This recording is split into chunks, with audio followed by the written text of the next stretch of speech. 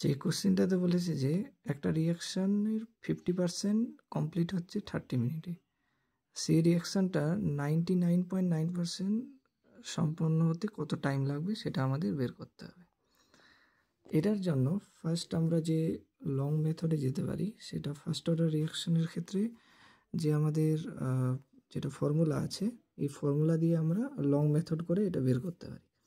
কিন্তু আমরা শর্টকাট মেথডে যাব। এখানে দেখব আমরা দুটো, একটা হচ্ছে 50% আর একটা দেওয়া আছে 99.9%।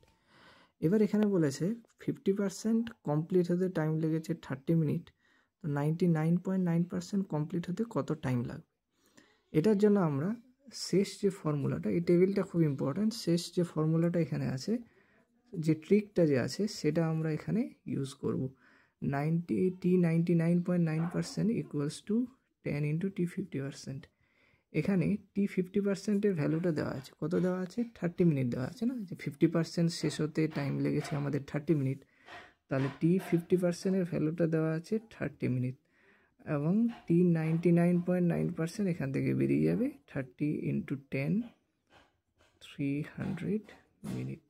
এটাই হচ্ছে এখানকার অ্যান্সার। আচ্ছা, এখান থেকে আরও বের করতে পারি, যদি দেওয়া থাকে যে টি 75% যদি বের করতে যদি দেওয়া থাকে, তাহলে টি 75% মানে কি 2 ইন্টু টি 50%। তো এখানে টি 50%-এর ভ্যালু তো দেওয়া আছে 30 মিনিট, তাহলে 2 ইন্টু 30 ইকুয়ালস টু 60 মিনিট। এইভাবেও আমরা বের করতে পারি।